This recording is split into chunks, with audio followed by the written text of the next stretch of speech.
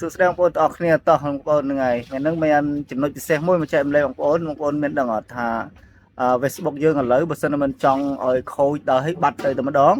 បងប្អូនអាច scan មុខយើងទុកហ្នឹងហើយពេលកាលណា Facebook យើងខូចយើងអាចscan មុខយើង Facebook នឹងដោះឲ្យយើងវិញនៅស្វ័យប្រវត្តិអញ្ចឹងហ្នឹងហើយមុខញ៉ែនេះទើបតែបើកថ្មីបងប្អូនហ្នឹងហើយឥឡូវខ្ញុំ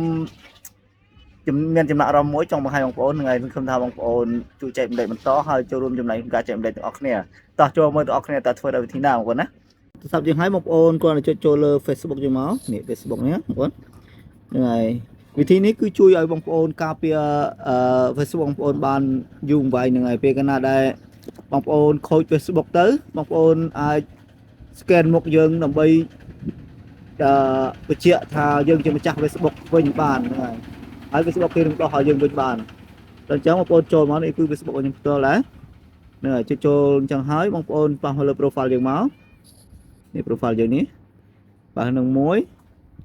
បន្ទាប់មកបងប្អូនមកមើល tray 3នេះហ្នឹងហើយប៉ះនឹងមួយមកឬហៅអងលើមកបងប្អូនមកប៉ះលើការកំណត់ទៀតមកនេះការកំណត់ហ្នឹងហើយប៉ះលើការកំណត់នឹងមកបន្ទាប់មកបងប្អូនចូលទៅលើការកំណត់មួយទៀតនេះការកំណត់នេះណាហ្នឹងហើយការកំណត់មួយទៀតហ្នឹងហើយជាភាសាខ្មែរទៅបងប្អូនងាយហ្នឹងហើយ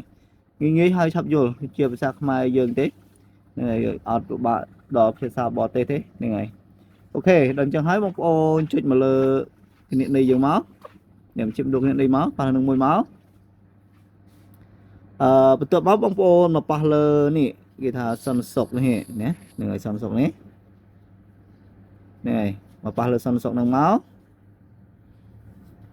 ពាក្យស្ងាត់នឹងសន្តិសុខនឹងមកប៉ះនឹងមួយពឹប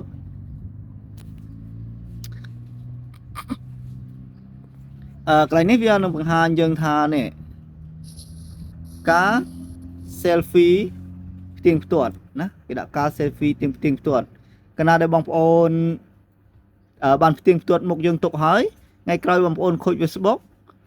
ពេលវាដល់វាតម្រូវយើងផ្ទៀងផ្ទាត់មុខបងប្អូនក៏លើក scan មុខយើងមក Facebook នឹងចាំរូបភាពយើងទុកដែលយើងធ្លាប់ scan ទុកមុនណាជាម្ចាស់គណនីនឹងពិតប្រាកដហើយដល់អញ្ចឹង Facebook នឹងក៏ត្រឡប់មកដើមវិញហើយមកប្រើការបានវិញដូចដើមណាហ្នឹងហើយ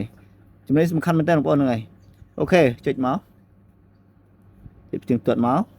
ឬបងប្អូនចុចមកលើគណនីយើងមកនេះបើលើគណនីយើងមួយមកនេះវាចេញមកបែបនេះបងប្អូនចុចពីថាបន្ទាប់នេះបន្ទាប់នេះមកបើនឹងមួយមកកន្លែងនេះវាតម្រូវបញ្ជាក់ដើម្បីដឹងថាជាគណនីរបស់អ្នកណាអញ្ចឹង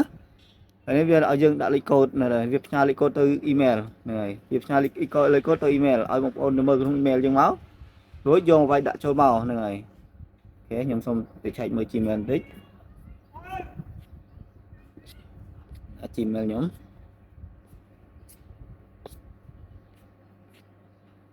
នេះ Gmail ឥឡូវខ្ញុំបានឃើញលេខកូដហើយនេះលេខកូដវាច្រើនដែរបងប្អូនចុចចូលមកនេះលេខកូដឡើងមកខ្ញុំ copy ខ្ញុំសូម copy យកតែម្ដងនៅចម្លងយកតែម្ដងរួចខ្ញុំយកមកវាយចូលវាបញ្ជាក់មកអូខេនេះវាតម្រូវឲ្យយើងscan មុខហើយបងប្អូនហ្នឹងហើយរួចយើង scan មុខហើយដល់អញ្ចឹងចុចចាប់ផ្ដើមមកនេះនេះបងប្អូនចាប់ផ្ដើមមកហ្នឹងហើយនេះដាក់មុខយកត្រង់មកឲ្យចូលប្រឡោះហ្នឹងបងប្អូនចូលប្រអប់ហ្នឹងមកនេះឲ្យងាកទៅខាងងាកទៅងើយងាកទៅឆ្វេងងាកមកស្ដាំវិញទៅឆ្វេងអូខេវានឹងចាប់មុខដល់យើងនៅស្វ័យប្រវត្តិតែម្ដងបងប្អូនហ៎ឥឡូវវាចាប់ហើយរងចាំវាបន្តិចទៅអូខេការរក្សាទិន្នន័យមុខរបស់យើងគឺបានជោគជ័យហើយនេះគេថាបានរក្សាការ